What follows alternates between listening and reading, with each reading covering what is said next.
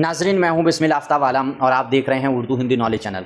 ठीक है, चलिए बात करते हैं जो सिलसिला चल रहा था जीआईसी मेंस उर्दू एग्ज़ाम जो है सब्जेक्ट का, उसमें ये वाली बात हमने कल कर ली थी। उर्दू नस्र में जो मिर्ज़ा गालिब थे उनके इर्तिका पर उनके लिखे गए खुतूत के ज़रिए किस तरीके से नस्र का इर्तिका हुआ। अब ये बहुत सारा हमने मटेरियल आपको नोट्स में सब करवा दिया है।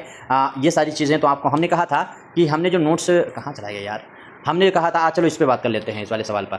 देखिए मैंने 120 करवा दिए हैं टॉपिक, 120 कोई टॉपिक छोड़ेंगे ही नहीं जो सिलेबस में है और वो हम कराएं ना। देखिए 250 में आने वाले हैं 5 क्वेश्चन, 150 में आने वाले हैं 5 क्वेश्चन और 100 में आने वाले हैं 10 क्वेश्चन या 75 में आएंगे जो भी है। तो कम शब्दों में, इतने कम शब्दों में कर पाना बहुत मुश्किल है, लेकिन हम लोग कोशिश करेंगे। अब ये सवाल जो है वो आया हुआ था, चलो इसको हम पहले कर लेते हैं। हाफिज़ महमूद शिरानी या फिर काजी अब्दुल वदूद के तहकीकी इम्तियाज़ात पर रोशनी डालिए। ठीक है, चलिए हम लोग डालते हैं। देखिए जो नोट्स हैं अपने उर्दू के, उनको हासिल करने जीआईसी मेंस लिखने के लिए मैंने क्वेश्चन और आंसर ये बिल्कुल ऐसे ही है, यही है। देखिए यहाँ 20 नंबर, हमने 102 नंबर ये नोट्स हम पढ़ने जा रहे हैं। तो इस तरह से ऐसे चलते रहोगे तो आप बढ़ते जाओगे। अब ये देखिए 105 नंबर आ गया।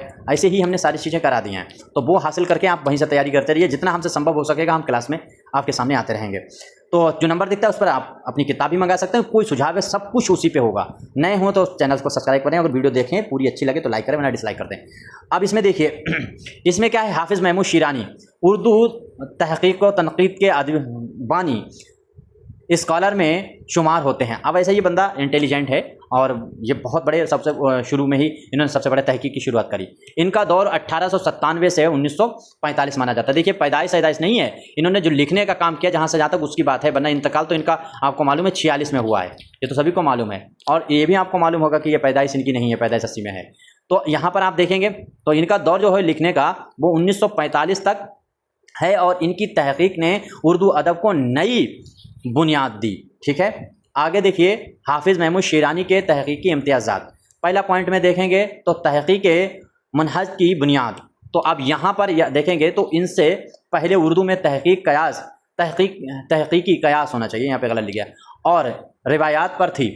शिरानी ने पहली बार साइंसी और तारीख़ी उसूल अपनाए, यानी इन्होंने जो तहकीक की पहले भी होती थी वो कैसी कि साइंसी और जो है तारीख़ी उसूल इसमें अपनाए। और इन्होंने तहकीक का मतलब है, आगे इन्होंने अपनाए, तहकीक का मतलब है असल तक पहुंचना, इसीलिए वो हर दावे के लिए सबूत मांगते हैं। अब अगला पॉइंट देखो, तारीख़ी गलत फहमियों की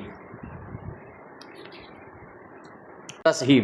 तो इसमें आप देखेंगे ये पॉइंट हमने जिस तरीके से डाले हैं वैसे ही देखिए। इनका सबसे बड़ा इम्तियाज़ यह है कि इन्होंने नई मशहूर नज़रियात को गलत साबित किया। जैसे अब ये कौन कौन सी चीज़ों को गलत साबित किया है, इनमें पंजाब में उर्दू साबित किया और उर्दू का आगाज़ दिल्ली से नहीं बल्कि पंजाब से हुआ। तो इन्होंने कहा कि इसका आगाज़ जो है वो पंजाब से हुआ, दिल्ली से नहीं हुआ। ये चीज़ इन्होंने साबित की। आगे देखिए मुकदमा फ़ारसी में फ़ारसी अदब पर उर्दू के असरात का जिक्र किया। ठीक है, आगे देखिए तनकीदी कुतुब। इसमें अगर देखें तो तनकीदी शेरुल आजम, ये किताबें इनकी हैं। तनकीदी आब हयात, फिरदौसी पर 4 मकाले, पृथ्वीराज रासो, मासरीन गालिब है। आगे देखिए मासरीन मीर है और मसाइल गालिब है, इनकी अहम किताबें हैं। इनमें उन्होंने मीर गालिब के हम असर शुरा को सामने लाकर अदबी पस मंज़र बाज़ा किया। तो अदबी पस मंज़र जो है वो बाज़ा किया है। नतीजा ये हुआ, आगे देखिए तो हाफिज़ महमूद शिरानी ने उर्दू तहकीक को दास्तान गोई से निकालकर तारीख़ी हकीकत का दर्जा दिया, इसीलिए उन्हें मुहक़्क़िक़ आज़म भी कहा जाता है और तहकीक का मौल्लिम भी कहा जाता है। तो इतनी चीज़ें आपके समझ में आ गई होंगी। चलिए यहीं तक इसको रखते हैं। और ये जो था वो मैंने जो आपके सामने रखा है, ये 150 जो जुमलों में आने वाला है उस पर ही मैंने काम किया है।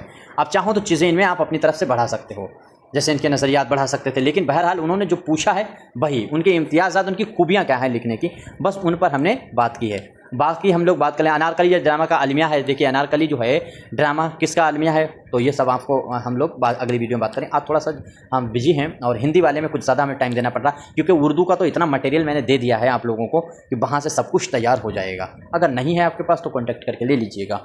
ठीक है, बाकी कोई मशवरा है ज़रूर दीजिएगा। शुक्रिया।